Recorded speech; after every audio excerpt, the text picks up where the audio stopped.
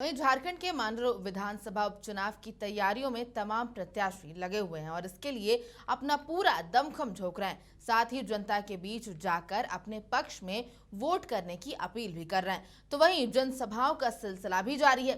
इसी बीच कांग्रेस प्रत्याशी शिल्पी नेहा तिर्की से खास बातचीत की हमारे संवाददाता मोहम्मद मोइजुद्दीन ने।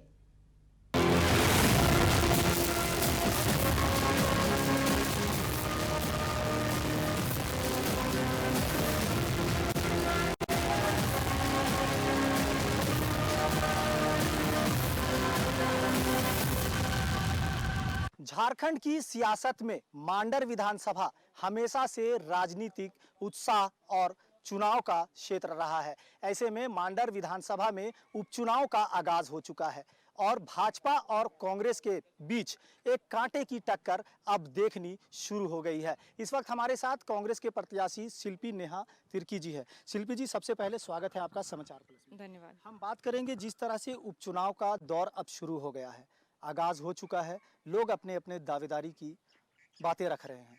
आप जब आए हैं, खास करके अपने पिता के मान सम्मान को लेकर के चुनाव में मैदान में रणभूमि में आ गए हैं, क्या कुछ प्राथमिकताएं होंगी, कैसे आगे बढ़ेंगे? देखिए, प्राथमिकताओं में तो अभी हमारी यही है कि जो भी काम कोरोना काल के कारण जो रुका हुआ था, और क्योंकि इनका सदस्यता भी अभी रोक दिया गया है, जो सारे काम रुके पड़े हैं, जैसे आपका इंदिरा आवास योजना हुआ, काफ़ी सारे जो सरकारी योजनाएं हैं, उससे एक तो जो रुका पड़ा काम है उसे चालू करना है हमें, और जो नए योजनाएं हैं उन्हें लोगों तक हमें पहुंचाना है, ताकि अगर वो शिक्षा की हो या तो वो स्वास्थ्य की। अगर बात करें कि करीब करीब 2.5 वर्ष बंधु तिर्की जी ने क्षेत्र में काम किया है, जनता जो है हमेशा उनको चाहती रही है, लेकिन इस बार इसे कोई संजोग कहें या फिर किसी की साजिश, आपके पिता अब फिलहाल चुनाव नहीं लड़ सकते हैं, ऐसे में आप मैदान में हैं, क्या कुछ उनके सपनों को आगे बढ़ाएंगे, कैसे? देखिए, बाबा का हमेशा से एक सपना रहा है कि जो मांडर क्षेत्र है, पहले मैं क्षेत्र के बारे में बोलूँगी, यहाँ के जो लोग हैं इन्हें जागरूक करना, इनको एक आवाज़ देना, और ये ताकि अपने हक के लिए पूरे जोर शोर से अपना आवाज़ के लिए अपने हक के लिए लड़ सके।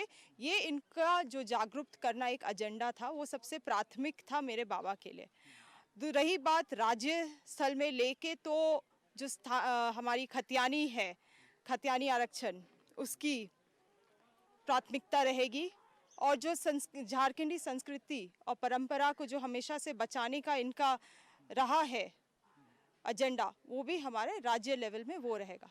कई पुराने प्रत्याशी भी क्षेत्र में हैं, खास करके भाजपा से गंगोत्री कुजूर हैं, एक आपके लिए बड़ी चुनौती होगी, इस चुनौती को कैसे स्वीकार आगे बढ़ेंगे आप? देखिए, भाजपा का तो ये साजिश था उपचुनाव कराना यहाँ पे, और जो वो यहाँ पे अभी आए हैं विरोधी दल हमारे भाजपा, और जो गंगोत्री कुजूर उतरी है चुनाव में, मैं तो यही बोलूँगी उनसे, जहाँ तक आप चुनौती का बात करते हैं मुझसे, यही बोलूँगी कि उन्होंने जो अपना कार्यकाल था उनका 5 साल का, उसमें उन्होंने क्या काम किया वो तो आपको जनता बताएगी। विधायक जी को देखे वो नहीं देखे, क्या काम किए वो वही वही जनता अच्छे से बता सकती है। मगर मुझे जितना तक मालूम है जनता से, यहाँ कुछ हुआ नहीं है, कुछ भी काम बढ़ा नहीं है आगे।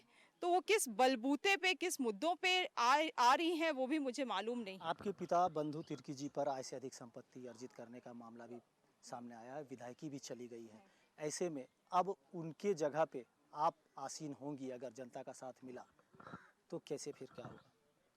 कैसे क्या होगा? मतलब आगे अब जनता के लिए, क्योंकि वो तो विधायकी उनकी अब नहीं है, वो लड़ नहीं सकते, आपको अगर जनता ने पसंद किया, आपको अगर जगह मिला, जनता का प्यार मिला, तो जनता की समस्याओं के समाधान के लिए या सरकारी योजनाओं को लेकर, खास करके जन मुद्दों को लेकर कैसे आगे बढ़ेंगी आप? देखिए, अभी तक उनका जो भी काम रहा है, क्षेत्र के लोगों को, जनता को उनका काम, तौर तरीका, उनका व्यवहार बहुत पसंद आता है। जिस तरह से वो काम करते हैं, जिससे एक एक लोगों को वो आवाज़ देते हैं, सबके हित के लिए, बिना जाति समुदाय को देखे हुए जो वो लड़ाई लड़ते हैं, वो लोगों को बहुत पसंद है। इसीलिए 3 कार्यकाल के लिए उन्हें चुना भी गया था।